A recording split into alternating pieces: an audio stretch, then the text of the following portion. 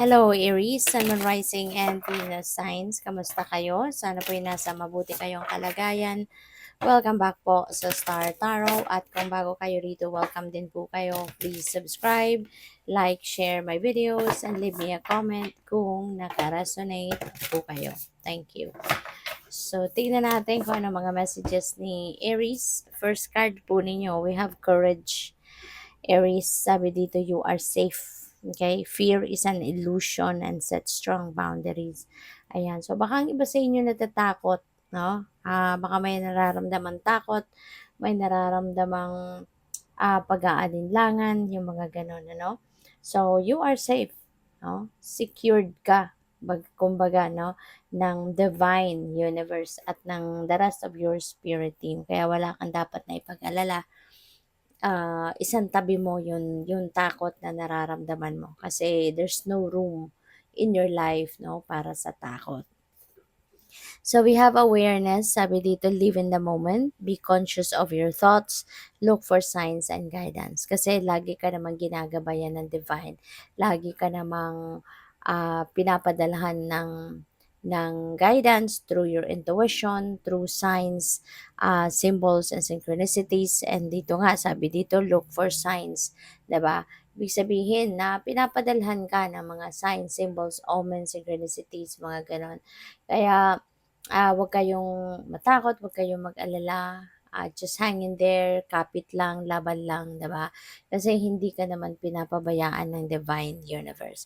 So, sa ngayon, ang mahalaga, kapag meron kang napansin na mga signs, no, at malalaman mo din, no, na yung mga bagay na yan or symbols na yan na nakikita mo are signs para sa'yo, guidance para sa'yo. Kasi it will catch your attention. Babalik at babalik yan, magpapakita at magpapakita yan sa'yo hanggat mapansin mo. So, kapag gaganon, mararamdaman mo din yan. And you would know kung yan nga ay signs para sa'yo. May mensahe, no, ang divine universe para sa'yo. Okay? So, tignan natin kung ano pa ang mga messages para kay Aries. By the way, Aries, maraming salamat for subscribing. At kung hindi pa kayo nakakapag-subscribe, subscribe na kayo. And also, maraming salamat din for not skipping the ads. Malaking bagay yan sa akin. And also, please click the join button sa baba ng video kung gusto niyo na mag-join sa membership. So, we have denial. Sabi dito, I acknowledge my fear, but I replace it with the insight of awareness. So, that's really good, no? Pinagsama yung dalawang, dalawang card in just one dito. So, ano naman kayo, aware kayo, no? Aware kayo na minsan siguro meron kayong takot na nararamdaman. So, this is good, no, na you are going to replace it, diba, with insight of awareness. So, mas magiging aware kayo ngayon sa kung ano man ang mga nangyayari sa paligid ninyo. Magiging aware kayo na kung anong na ang nararamdaman ninyo paminsan ay takot, and you would be able to replace it with something positive, with positive thoughts, feelings, and emotions. Okay? So, what else? We have regret. I know that I cannot change the past. Kaya, maganda rin ito, no, na aware ka, alam mo, na hindi mo na mababago ang nakaraan.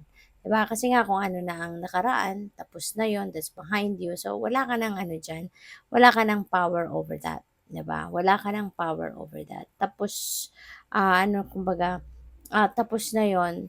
So, hindi mo na may babalik yon, diba? Kaya mabuti yon, ano, na alam mong wala ka ng mababago sa nakaraan, but meron kang mababago sa sitwasyon mo sa ngayon and in the future.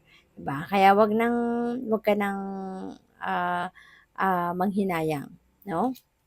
Wag ka nang manghinayang at wag ka nang magsisi. Just move forward, 'di ba?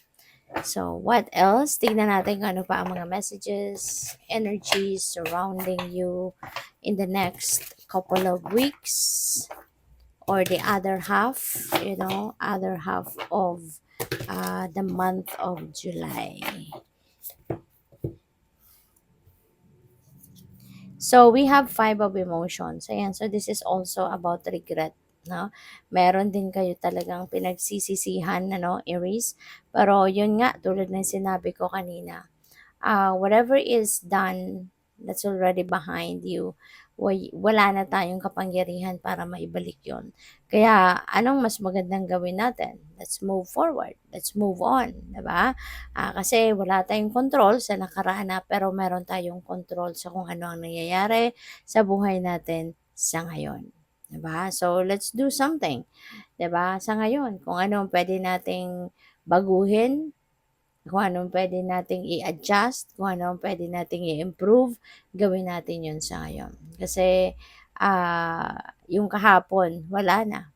'Di ba? Wala na tayong, ano diyan, kapangyarihan, 'di ba? Over that, whatever happened already. Kaya iyon, 'wag na tayong malungkot, 'di ba? Kasi wala naman mangyayari, 'di ba? Ang mabuti, hindi naman natin maibabalik kung ano na ang tapos na, 'di ba? Kung tayo ay patuloy na magiging malungkot, mas lalo lang tayong mag-a-attract ng mas marami pang bagay na pupuwedeng ikalungkot or mas marami pang bagay na negatibo, 'di ba? Kaya let's transmute that sadness into something positive. Okay? So, what else? We have 10 of materials. Ayan. So, tanggalin na talaga yung negative energy na yan para ma-welcome mo yung 10 of materials energy. Para ma-welcome mo yung kasaganaan, ma-welcome mo yung abundance, yung prosperity, financial blessings, financial security and stability din ito si 10 of materials. So, pwede rin, no? Ang iba sa inyo baka nandoon na kayo sa period wherein alam mo na established ka na pagdating sa inyong kaperahang aspeto. Alam mo na you would be able now to support yourself and the whole family, 'di ba? Hindi lang sa pangangailangan material at pera, hindi lang sa kung ilang buwan, hindi lang sa kung ilang weeks, but for many years, no?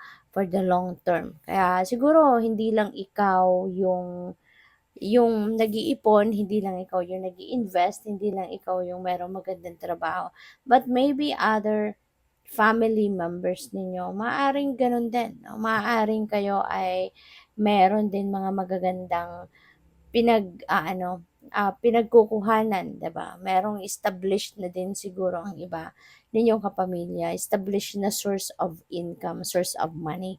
Kaya hindi lang ikaw dito yung may ambag, kundi kumbaga hindi lang ikaw dito yung nag-iipon ah, for your financial future, kundi maaring sama-sama kayo, tulong-tulong kayo ng magkakapamilya.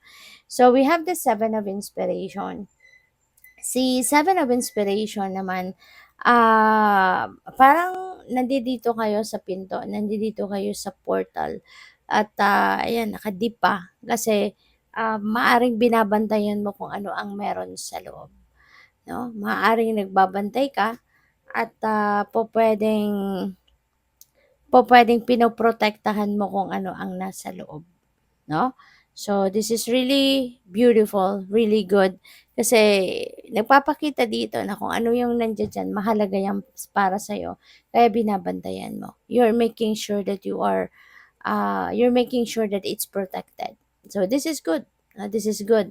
Kasi baka merong mga ano diyan, merong mga mahahalagang bagay or merong mga mahahalaga tulad ng trabaho, ng career, 'di ba? Estado sa buhay or status sa opisina, sa trabaho ninyo, parang 'yun ang pinoprotektahan ng iba sa inyo rito. Kung ano yung mahalaga para sa iyo, maybe that is what you are protecting. 'Di ba? Kaya nakadipa ka para walang makakapasok, walang makakabasag ng kung anong meron diyan. So we have four of inspiration.